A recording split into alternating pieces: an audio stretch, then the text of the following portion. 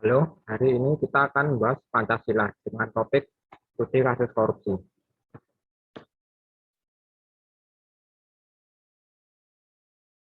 Yang pertama, temukan 5 kasus korupsi terbesar di Indonesia 10 tahun terakhir. Yang pertama ada kasus Kota Waringin Timur. Saat ini kasus tersebut masih berjalan. Yang kedua, Bank Senturi. 3, PT Jiwasraya. 4, PT Asabri atau Asuransi Sosial Angkatan Bersenjata Republik Indonesia. Dan yang terakhir ada PT TPPI atau Trans-Pacific Petrochemical Indotama. 2. Jelaskan secara detail kronologi terjadinya kasus korupsi, tersangka koruptor, aliran dana, dan bentuk hukuman yang diberikan. Yang pertama kita bahas Kota Waringin Timur, kronologisnya. Pada periode pertama, setelah dilantik, Supian langsung mengangkat teman-teman dekatnya yang juga menjadi bagian dari tim suksesnya sebagai direktur dan direktur utama PT Fajar Mentaya Abadi. Kolega Supian itu mendapat masing-masing data saham perusahaan sebesar 5%.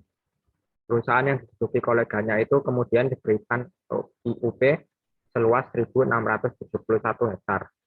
Hal itu tertuang dalam SK IUP yang diterbitkan Supian pada Maret 2011. Izin itu keluar dari Supian meski dirinya mengetahui bahwa PT Fajar Mentaya Abadi belum memiliki sejumlah dokumen perizinan. Di antaranya izin lingkungan atau analisis mengenai dampak lingkungan (AMDAL). Alhasil pada November 2011, PT Fajar Mentaya Abadi dapat melakukan kegiatan operasi produksi bauksit dan melakukan ekspor ke China. Pada November 2011, Gubernur Kalimantan Tengah saat itu, Agustin Teras Narang, melayangkan surat kepada Supian agar menghentikan seluruh kegiatan usaha pertambangan oleh PT Fajar Mentaya Abadi. Surat itu diindahkan oleh Bupati dan PT Fajar Mentaya Abadi tetap melakukan kegiatan pertambangan hingga 2014. Selain itu, Supian juga diketahui memenuhi permohonan PT Bili Indonesia dengan menerbitkan SKUP eksplorasi pada Desember 2010. SKUP itu diberikan tanpa melalui proses lelang wilayah izin usaha pertambangan. PT Bili Indonesia juga diketahui tidak memiliki kuasa pertambangan. Pada April 2011, Supian juga menerbitkan SKUP eksplorasi kepada PT Aries Iron Mining. Penerbitan UP ini pun tanpa melalui proses lelang WUIP. Padahal seperti halnya PT Bili Indonesia, PT Aries Iron Mining tidak memiliki kuasa pertambangan. Alhasil PT Aries Iron Mining melakukan eksplorasi yang merusak lingkungan. Tak berhenti di situ, pada Februari 2013, Supian menerbitkan SKUP tentang persetujuan peningkatan izin usaha pertambangan eksplorasi menjadi izin usaha pertambangan operasi kepada PT Bili Indonesia. Penerbitan SKUP itu tanpa kelengkapan dokumen AMDAL dari PT Bili Indonesia. Pada April 2013, Supian turut menerbitkan keputusan izin tentang izin lingkungan kegiatan usaha pertambangan biji bauksit dan keputusan tentang kelayakan lingkungan rencana kegiatan pertambangan biji bauksit oleh PT Bili Indonesia. Berdasarkan izin tersebut, PT Bili Indonesia melakukan ekspor bauksit. KPK pun membongkar permasalahan tersebut. KPK menetapkan Supian sebagai tersangka karena diduga menerima suap dan gratifikasi atas perizinan proyek tambang yang dia keluarkan. Atas izin-izin yang dikeluarkan untuk 3 perusahaan berbeda itu, KPK juga menduga telah terjadi kerugian negara mencapai 5,8 triliun dan United States dollar 711.000. Atas perbuatannya tersebut, Supian dijerat dengan pasal 2 ayat 1 atau pasal 3 dalam Undang-Undang Nomor 31 tahun 1999 bagaimana tentang diubah dengan Undang-Undang Nomor 20 tahun 2001 tentang pemberantasan tipikor junto pasal 55 ayat 1 ke 1 KUHP. Saat ini kasus tersebut masih status berjalan dan Supian Hadi belum divonis sama sekali. Selanjutnya yang kedua yaitu Bank Senturi. Kronologisnya 2004 Bank CIC milik Robert Tantular merger dengan Bank Vigo dan Bank Danpex menjadi Bank Senturi. Setelah LPS atau Lembaga Menjamin Simpanan mengambil alih 90% lebih saham Bank Senturi bulan November 2008, akhirnya pada Oktober 2009, Bank Senturi telah berganti nama menjadi Bank Mutiara Tbk. 15 September 2008, Bank Indonesia memerintahkan pengurus Bank Senturi untuk menghadirkan Robert Tantular ke Bank Indonesia untuk dimintai komitmen turut serta bertanggung jawab atas kelangsungan operasional Bank Senturi. Bank Indonesia dalam siaran persnya tertanggal 21 Januari 2010 mengatakan bahwa sejak menemukan indikasi bahwa Robert Tantular merupakan pemegang saham pengendali PT Bank Senturi Tbk yang bersama RAR dan HAW menguasai 70% saham. Maka pada tanggal 15 Oktober 2008, Bank Indonesia mewajibkan Robert Tantular, RAR, dan HAW yang menguasai 70% saham Bank Senturi untuk menandatangani Letter of Commitment atau LOC yang berisi bahwa mereka bertiga bertanggung jawab atas kelangsungan operasional Bank Senturi. 31 Oktober dan 3 November 2008, Bank Senturi dilaporkan mengalami masalah likuiditas yang serius, dan manajemen Bank Senturi mengajukan permintaan pinjaman jangka pendek nilai 1 triliun dari Bank Indonesia. 5 November 2008, Gubernur BI memutuskan menempatkan Bank Senturi dalam status pengawasan khusus. 6 November 2008, karena pengajuan fasilitas pinjaman jangka pendek, Bank Indonesia mulai menempatkan pengawasnya. BI juga mengeluarkan surat yang melarang penarikan dana dan rekening simpanan milik pihak terkait, baik giro, tabungan, maupun deposito, yang merupakan prosedur yang ditujukan kepada bank-bank yang berstatus dalam pengawasan khusus. 13 November 2008, Menteri Keuangan Sri Mulyani melaporkan masalah Bank Senturi kepada Presiden Susilo Bambang Yudhoyono yang sedang mengikuti pertemuan G20 di Washington DC. 16 November 2008, mempertimbangkan bahwa pemegang saham mayoritas tidak menjalankan LOC pada tanggal 15 Oktober 2008, maka pada tanggal 16 November 2008, pihak-pihak tersebut diikat kembali dalam LOC kedua. 20 November 2008, Bank Indonesia mengajukan permohonan cekal kepada seluruh pengurus Bank Senturi dan pemegang saham pengendali. Permohonan Bank Indonesia itu diajukan kepada Menteri Keuangan. 21 November 2008, Komite Stabilisasi Sektor Keuangan atau KSSK yang diketuai oleh Menteri Keuangan Sri Mulyani Indrawati melakukan pertemuan dengan anggota komite, termasuk Gubernur Bank Indonesia, yang saat itu dijabat oleh Budiono. Lembaga penjamin simpanan LPS yang dibentuk berdasarkan undang-undang mengambil alih kepemilikan bank ini dengan menguasai 90% lebih saham Bank Senturi. 25 November 2008, Bank Indonesia melapor ke Barreskrim Mabes Polri tentang dugaan tindak pidana di bidang perbankan yang dilakukan oleh Robert Tantular bersama dua pemilik lainnya. Ketiga orang ini menguasai 70% saham Bank Senturi Tbk. Dalam keterangannya di depan Pansus Senturi tanggal 19 Januari 2010, mantan Kabar Eskrim Susno Duaji mengatakan polisi menangkap Robert Tantular di rumahnya tanggal 25 November 2008. Susno mengaku baru bisa berkoordinasi dengan BI 2 hari setelah penangkapan tersebut. 21 Oktober 2009, pemilik baru Bank Senturi Tbk, yaitu lembaga penjamin simpanan yang mendapatkan dana dari iuran bank-bank yang ikut mendirikannya, memutuskan mengganti namanya menjadi Bank Mutiara Tbk. Atas perbuatannya, Budi divonis 15 tahun penjara dan denda 1 miliar karena terbukti melanggar pasal 2 ayat 1 Undang-Undang Nomor 31 tahun 1999, sebagaimana diubah dengan Undang-Undang Nomor 20 tahun 2001 tentang pemberantasan tindak pidana korupsi.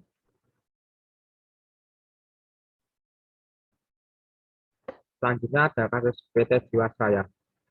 Kronologisnya, 2006, Kementerian BUMN dan Otoritas Jasa Keuangan OJK menyatakan ekuitas Jiwasraya tercatat negatif sebesar 3,29 triliun.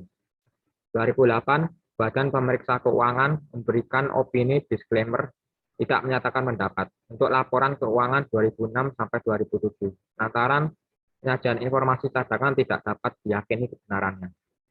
Defisit perseroan semakin lebar, yakni 5,7 triliun pada 2008 dan 6,3 3 triliun pada 2009. 2010 sampai 2012, Jiwasraya melanjutkan skema reasuransi dan mencatatkan surplus sebesar 1, triliun pada akhir 2011. Namun Kepala Biro Perasuransian Isa Rahmatawarta menyatakan metode reasuransi merupakan penyelesaian sementara terhadap seluruh masalah. Sebab keuntungan operasi dari reasuransi cuma mencerminkan keuntungan semu dan tidak memiliki keuntungan ekonomis. Karenanya, pada Mei 2012, Isa menolak permohonan perpanjangan reasuransi. Laporan keuangan Jiwasraya 2011 disebut tidak mencerminkan angka yang wajar. Pada 2012, Bapepam LK memberikan izin produk JS Proteksi Plan pada 18 Desember 2012. JS Proteksi Plan didasarkan melalui kerjasama dengan Bank Assurance. Produk ini ikut menambah sedikit sakit perseroan lantaran menawarkan bunga tinggi, yakni 9% hingga 13%. 2004, di tengah permasalahan keuangan, Jiwasraya menggelontorkan sponsor untuk klub sepak bola asal Inggris, yaitu Manchester City. 2017, kondisi keuangan Jiwasraya tampak membaik. Laporan keuangan Jiwasraya pada 2017 positif dengan raihan pendapatan premi dari produk JS Saving Plan mencapai 21 triliun. Selain itu, perseroan meraup laba 2,4 triliun, naik 37,64% dari tahun 2016. Perlu diketahui, sepanjang 2013 sampai 2017, pendapatan premi Jiwasraya meningkat karena penjualan produk JS Saving Plan dengan periode pencairan setiap tahun. 2018, Direktur Pengawasan Asuransi OJK, Ahmad Nasrullah, menerbitkan surat pengesahan cadangan premi 2016 sebesar 10,9 triliun.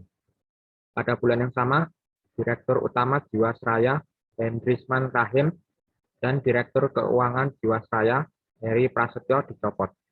Nasabah mulai mencairkan JS Saving Plan karena mencium kebobrokan direksi lama. Mei 2018, pemegang saham menunjuk Asmawi Syam sebagai Direktur Utama Jiwasraya. Di bawah kepemimpinannya, direksi baru melaporkan terkait kejanggalan laporan keuangan pada Kementerian BUMN.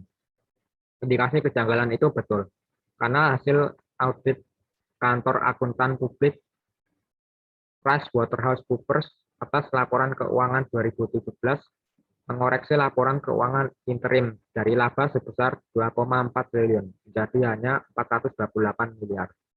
Agustus 2018, Menteri BUMN saat itu, Rini Sumarno, mengumpulkan direksi untuk mendalami potensi gagal bayar perseroan. Ia juga meminta BPK dan BPKP untuk melakukan audit investigasi terhadap Jiwasraya.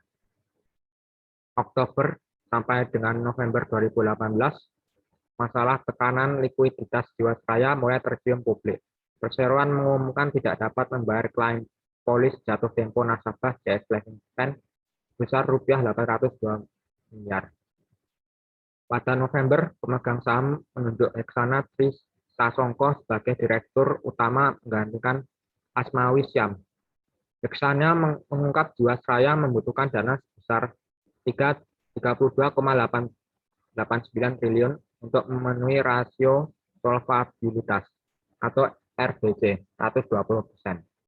Hanya itu, aset perusahaan tercatat hanya sebesar 23,26 triliun, sedangkan kewajibannya mencapai 50,5 triliun. Akibatnya, ekuitas Jiwasraya negatif sebesar 27,24 triliun. Sementara itu, viabilitas dari produk JS Saving Plan yang bermasalah tercatat sebesar 15,75 triliun. November 2019, Kementerian BUMN di bawah kepemimpinannya Erick Thohir mengaku melaporkan indikasi kecurangan di Jiwasraya ke Kejaksaan Agung, Kejagung. Hal itu dilakukan setelah pemerintah melihat secara rinci laporan keuangan perusahaan yang dinilai tidak transparan. Kementerian BUMN juga mensinyalir investasi Jiwasraya banyak ditaruh di saham-saham gorengan. Hal ini yang menjadi satu dari sekian masalah gagal bayar klaim asuransi Jiwasraya. Selain Kejagung, Kejaksaan Tinggi DKI Jakarta juga menaikkan status pemeriksaan dari penyelidikan menjadi penyelidikan pada kasus dugaan korupsi. Imbasnya, Komisi Pemberantasan Korupsi memantau perkembangan penanganan perkara kasus dugaan korupsi di balik defisit anggaran Jiwasraya. Selain itu, Kejagung meminta Direktorat Jenderal atau Ditjen Imigrasi Kementerian Hukum dan HAM mencekal 10 nama yang diduga bertanggung jawab atas kasus Jiwasraya. Berinisial HH, BT, AS, DLA, ERN, MZ, DW, AR, HP, dan DYA. Pada Rabu 8/1, Badan Pemeriksa Keuangan mengumumkan pernyataan resmi terkait skandal Jiwasraya. Salah satunya, laba perseroan sejak 2006 disebut semu karena melakukan rekayasa akuntansi atau window dressing. Hasil pemeriksaan BPK akan menjadi dasar bagi Kejagung mengambil putusan terhadap orang-orang yang bertanggung jawab atas kondisi Jiwasraya. Atas perbuatannya mereka dikenakan pasal 3 Undang-Undang Nomor 8 Tahun 2010 tentang pencegahan dan pemberantasan tindak pidana. Saya sebutkan lebih rinci tersangkanya yaitu Heri Prasetyo selaku Direktur Keuangan Jiwasraya divonis 20 tahun hingga 1 miliar. 2. Hendrisman Rahim, mantan Direktur Utama Jiwasraya 20 tahun 1 miliar. 3.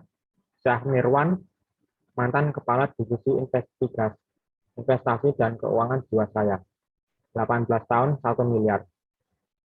4. Joko Hartono Tirto, Direktur PT Maxima Integra, vonis seumur hidup denda 1 miliar. 5. Beni Cokro Saputro, Direktur Utama PT Hansen International, vonis seumur hidup denda 6 triliun. Dan 6. Heru Hidayat, Direktur PT Trada Alam Minera dan Direktur PT Maxima Integra, vonis seumur hidup denda 16 triliun. Selanjutnya yaitu kasus PT Asabri. Kasus ini bermula ketika Direktur Utama, Direktur Investasi, dan Direktur Keuangan serta Kepala Divisi Investasi Asabri bersepakat dengan pihak luar yang bukan merupakan konsultan investasi ataupun manajer investasi untuk membeli atau menukar saham dalam portofolio PT Asabri Persero pada rentang tahun 2012 sampai dengan 2019. Mereka menukar saham dalam portofolio PT Asabri Persero dengan saham-saham milik Heru Hidayat, Beni Cokro Saputro, dan Lukman dengan harga yang telah dimanipulasi menjadi lebih tinggi. Manipulasi harga tersebut bertujuan agar kinerja portofolio PT Asabri Persero terlihat seolah-olah baik.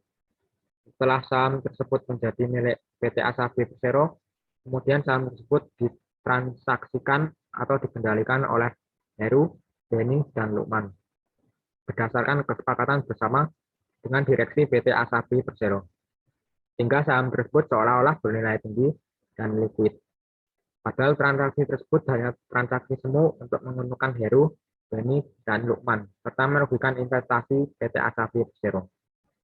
Hal tersebut dikarenakan PT Asabri Persero menjual saham-saham dalam portofolionya dengan harga di bawah harga perolehan saham tersebut. Untuk menghindari kerugian, PT Asabri Persero menjual kembali saham tersebut dengan nomine Heru, Beni, dan Lukman, serta dibeli lagi oleh PT Asabri Persero oleh manajer investasi yang dikendalikan oleh Heru dan Beni. Atas perbuatannya, para terdakwa diancam dengan pidana pasal 2 ayat 1 atau pasal 3 pasal 18 Undang-Undang Nomor 31 Tahun 1999 tentang pemberantasan tindak pidana korupsi sebagaimana telah diubah dengan Undang-Undang Nomor 20 Tahun 2001 pasal 55 ayat 1 KUHP. Di antara para tersangka tersebut yaitu 1. Mayor Jenderal Purnawirawan Adam Rahmat Damiri, Direktur Utama PT Asabri Persero 2011 sampai 2016. Kedua, Letnan Jenderal Purnawirawan Sony Wijaya selaku Direktur Utama PT Asabri Persero 2016 sampai 2020. 3. Baktiar Effendi, Direktur Keuangan PT Asabi Persero 2008 sampai 2014. 4. Hari Setianto, selaku Direktur Keuangan PT Asabi Persero 2015 sampai 2019. 5. Lukman Purnomo Sidi, Direktur Utama PT Prima Jaringan. 6. Jimmy Sutopo, Direktur Utama PT Jakarta Amusement Investor Relations. 7. Beni Cokro Saputro, Direktur Utama PT Hansen International Tbk. 8. Heru Hidayat, Komisaris PT Prada Alam Mineral. 9. Ilham Wardana Gilang Siregar, selaku Kepala Divisi Investasi periode 2012 sampai 2016. Para tersangka tersebut divonis dengan kisaran 10 sampai 20 tahun dengan denda besar 800 juta dan denda pengganti terbesar yaitu 17,95 miliar. Di antara para tersangka yaitu Heru Hidayat yang selaku juga tersangka pada kasus Jiwasraya mendapat vonis nihil pada kasus ini. Sedangkan tersangka nomor 9 meninggal sebelum disidangkan. Selanjutnya, kasus PT TPPI. Kasus tersebut terjadi pada kurun 2009 sampai 2010, bukan 2008 sampai 2011. Kasus ini terkait penjualan kondensat bagian negara oleh SKK Migas dan TPPI pada kurun waktu 2009 sampai 2010. Dugaan tindak pidana pada kasus ini tidak hanya pada tindak pidana pencucian uang saja. Menurut penyelidikan, SKK Migas juga melakukan penunjukan langsung yang bertentangan dengan ketentuan perundang-undangan. Adapun kasus ini bermula pada 2009. SKK Migas melakukan penunjukan langsung penjualan kondensat bagian negara pada PT TPPI. Tindakan inilah yang dinilai melanggar keputusan BP Migas nomor KTPS/BP000/2003/50 tentang pedoman tata kerja penunjukan penjualan minyak mentah bagian negara. Juga melanggar keputusan BP Migas nomor KPTS/BP24/BP00000/2003/S0 tentang pembentukan tim penunjukan penjualan minyak mentah bagian negara. Tersangka akan dijerat dengan pasal 2 dan 3 Undang-Undang Tipikor serta pasal 6 Undang-Undang Tindak Pidana Pencucian Uang. Adapun ancaman hukumannya adalah pidana penjara maksimal 20 tahun dan denda maksimal 1 miliar. Sedangkan Honggo dihukum 16 tahun penjara dan denda 1 miliar subsidi 6 bulan penjara oleh Majelis Hakim di Pengadilan Negeri Jakarta Pusat. Hakim juga memerintahkan perampasan aset berupa kilang minyak milik perusahaan Dongko. Dia juga diwajibkan membayar ganti rugi rupiah 97 miliar. Jika terpidana tidak mempunyai harta benda yang cukup untuk membayar uang pengganti tersebut, maka dipidana dengan pidana penjara selama 6 tahun. Ujar seorang hakim. Adapun Raden Dani Joko dihukum 4 tahun penjara dan denda 200 juta.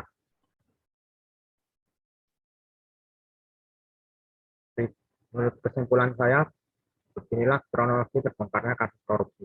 Yang pertama, laporan keuangan yang dianggap janggal. Biasanya suatu perusahaan akan memilih badan yang di atasnya lagi atau pengawas keuangan dari badan lain. Karena dianggap janggal tersebut, badan tersebut meminta klarifikasi, tetapi klarifikasi tersebut dianggap tidak jelas sebenarnya atau dianggap masih kurang transparan. Alhasil badan tersebut menelusuri aliran dana dan diduga ada kerugian dan transaksi yang mencurigakan. Atas dugaan itulah dilaporkan dengan membawa bukti kepada pihak yang berwenang. Setelah itu pihak berwenang akan menindaklanjuti dan melakukan penyelidikan.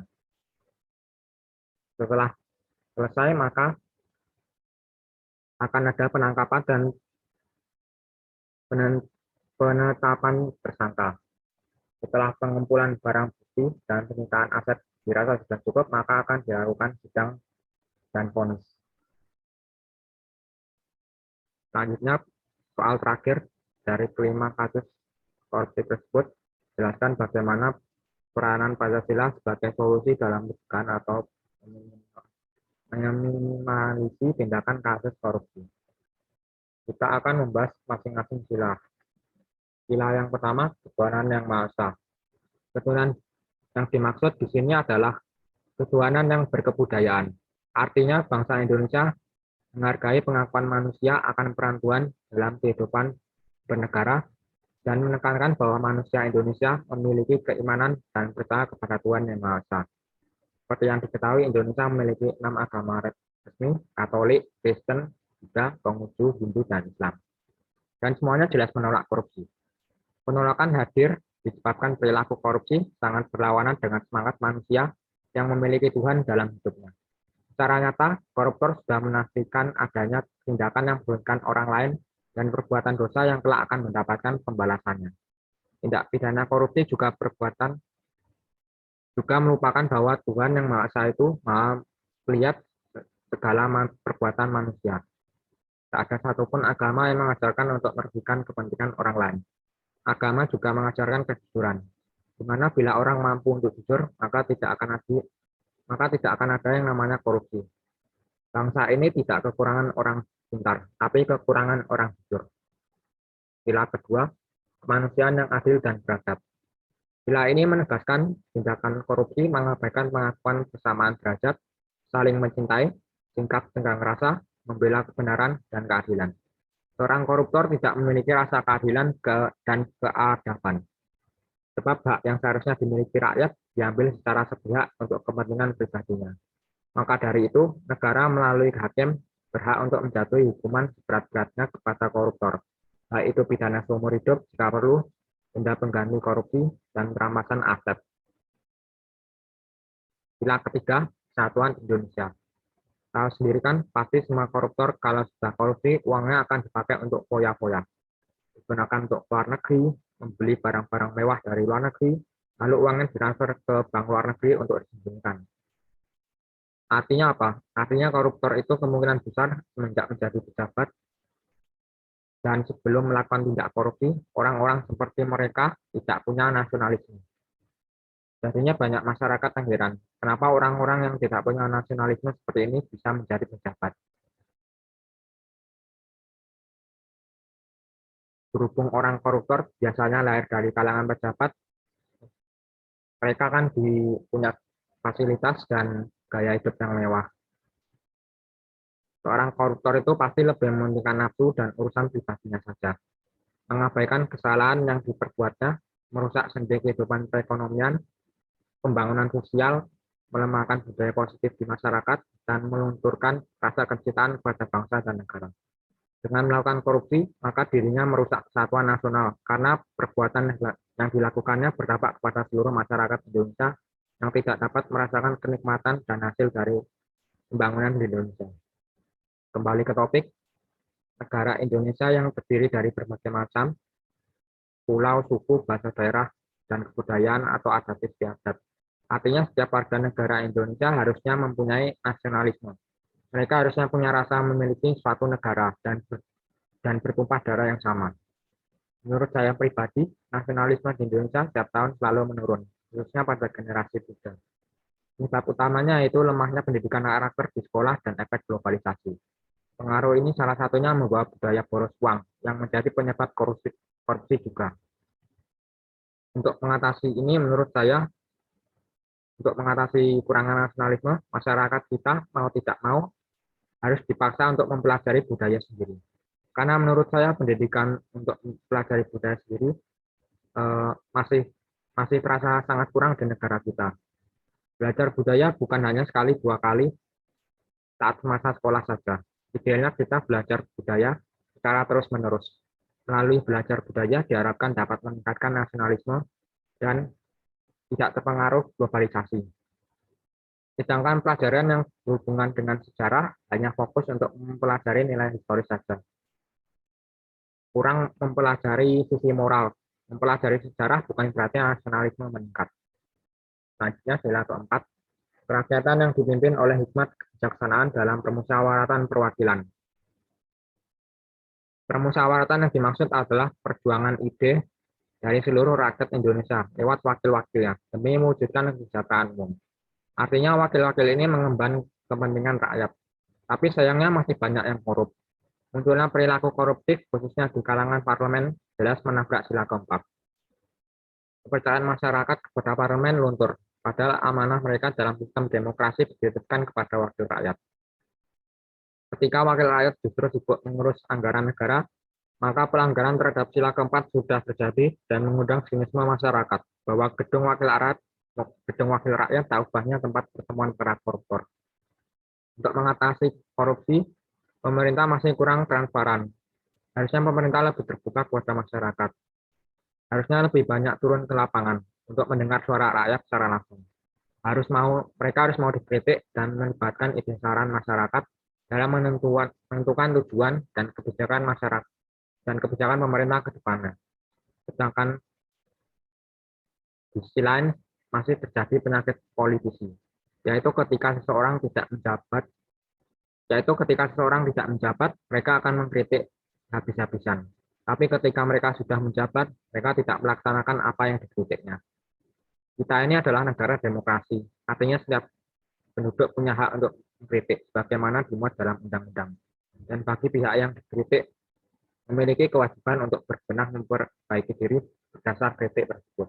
Jadi yang namanya kritik harus dijalankan, bukan sekedar angin belaka. Sila terakhir, sila kelima, keadilan sosial bagi seluruh rakyat Indonesia. Artinya kemakmuran yang harus dinikmati oleh segenap bangsa Indonesia. Akhir-akhir ini pemerintah banyak dikritik karena melakukan draft anggaran yang ambigu dan dianggap hanya menguntungkan pemerintah. Tidak akan ada lagi keadilan ketika kesenjangan sosial semakin lebar disebabkan oleh anggaran negara yang tidak lagi pro rakyat. Alhasil kepentingan umum terganggu akibat tidak selesainya pembangunan karena dana pembangunan bertahan di tangan para koruptor. Kemajuan pembangunan yang merata dan kesempatan menikmati keadilan sosial sudah hilang ketika banyak sekali agenda pembangunan yang tidak berjalan sesuai harapan. Jika satu orang saja melakukan korupsi, maka dampaknya akan dirasakan seluruh masyarakat Indonesia. Tapi sebaliknya, jika pembangunan berjalan lancar tanpa adanya korupsi, maka dampaknya akan dirasakan seluruh masyarakat pula. Saya ingin dijamin dari salah satu perusahaan BUMN. BUMN itu bisa dibilang sebagai anak kesayangan pemerintah. Banyak koruptor yang bersembunyi di BUMN. Kemungkinan besar kasus korupsi di BUMN masih banyak yang belum terungkap ketimbang yang sudah terungkap. Di sini saya mengambil contohnya yaitu Pertamina. Banyak masyarakat yang tahu kalau pejabat di Pertamina itu punya fasilitas hidup mewah. Punya kartu kredit saja utangnya bisa miliaran rupiah. Jadi menimbulkan kecurigaan apakah fasilitas tersebut juga termasuk korupsi. Sedangkan di sisi lain kebijakan Pertamina juga banyak PC. Contohnya memberi subsidi untuk bahan bakar jenis tertentu. Tapi di masa depan subsidi tersebut malah dihapus. Dalam hal penetapan harga juga PC. Pertamina juga menaikkan harga bensin secara mendadak dan harga bensin juga tidak merata. Jika di sini kita bisa membeli bensin seharga 20.000 per 2 liter, maka harga tersebut bisa naik 5 kali lipat di daerah perbatasan. Artinya pemerintah masih kurang mengamalkan sila kelima. Keadilan itu harus bersifat merata, bukan memberi keadilan pada satu pihak, tapi pihak lain malah mendapat perlakuan beda. Alangkah lebih baik jika prinsip kerja pemerintah ditujukan untuk mementingkan rakyat kecil yang belum sejahtera, terutama masyarakat miskin dan penduduk yang tinggal di wilayah perbatasan atau pemukiman. Sekian dari saya, terima kasih.